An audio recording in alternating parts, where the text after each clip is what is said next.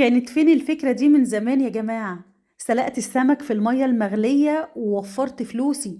كنت بروح اشتريه بأرقام خزعبلية. عملته كده بالطريقة دي وبجد النتيجة طلعت وهمية. يلا حبايبي نسمي بالله ونصلي على الرسول عليه أفضل الصلاة والسلام. وتعالوا بينا نشوف الوصفة بتاعتنا النهاردة. معايا 3 سمكات كبار من الماكريل الأصلي. وبتعرفيه ازاي ان هو ماكريل أصلي؟ بيكون الخطوط اللي فيه دي خطوط عريضة مش رفيعة، وبتبقى كمان واضحة كده. بيبقى اللون بتاعه زي ما انتوا شايفين كده، لونه مزرق كده وبيلمع، والسمكة كلها لحم. التاني بتكون الخطوط بتاعته رفيعة، ولونه بيكون غامق شوية، مش مزرق كده. وكمان البطن تلاقيها منفوخة كده وتلاقيها طرية.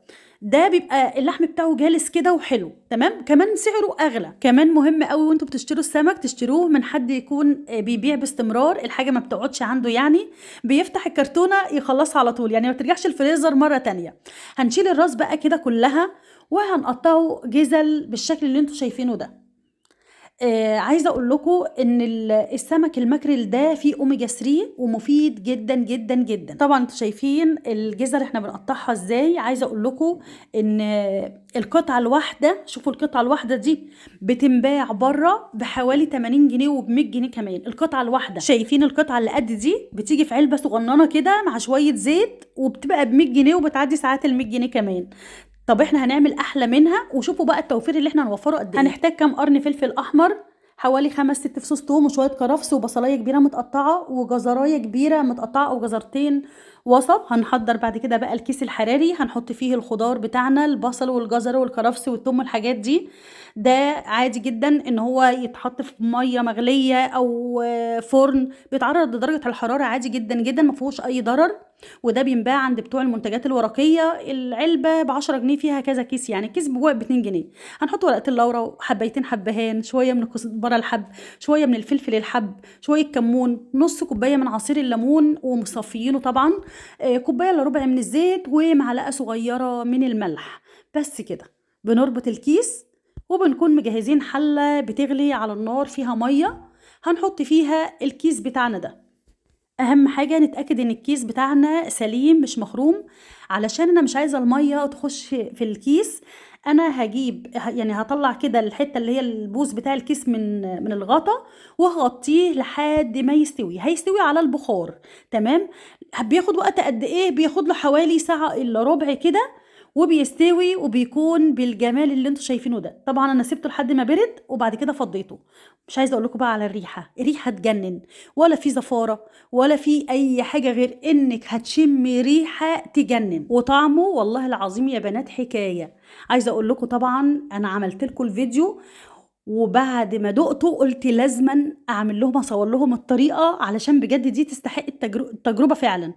في ناس عملت التونه بس سلقتها في الميه، اوعوا تعملوا كده لانها بتبقى زفره. جربوا الطريقه بتاعتي دي بجد هتعجبكم جدا، اللي هي على البخار. تجربوها في الكيس الحراري، السمك بيستوي منه فيه وبياخد بقى كمان من الاعشاب العطريه اللي احنا حاطينها كده طعم وريحه، فبيبقى فظيع. كل اللي احنا هنعمله ان احنا هنقشره من بره بالشكل ده.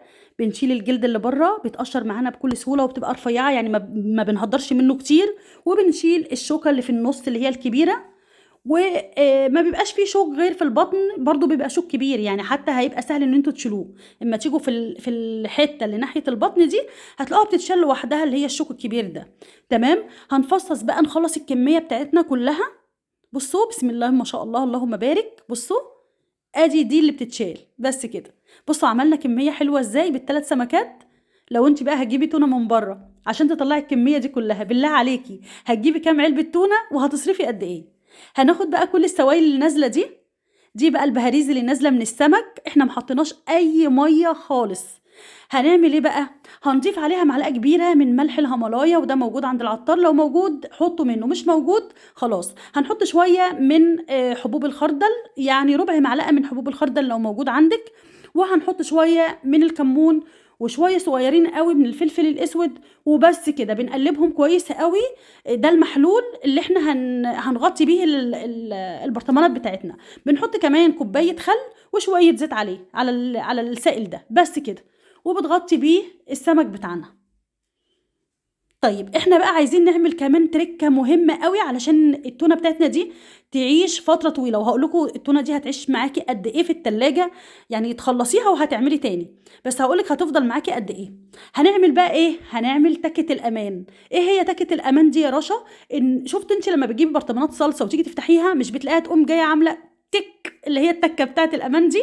هنعملها إزاي؟ بإننا نحط البرطمانات تغلي حوالي ربع ساعة كده في المَيّة، علشان لو في أي هوا بيخرج والبرطمانات بتاخد الغطيان دي بتقفل لوحدها بطريقة، يعني دي تَكّة أمان كده عشان ما فيش هوا يخش لها ولا أي حاجة فتعيش معاكِ أطول. ده بيخلّي العمر بتاعها بيطول أكتر، ودي هتقعد معانا من شهرين ل3 شهور في التلاجة. وبما إني عملت دايت وبدأت الحمد لله، فكان لازم أعمل التونة أول حاجة، بجد طلعت تحفة، جربوها وهتعجبكم جدًا.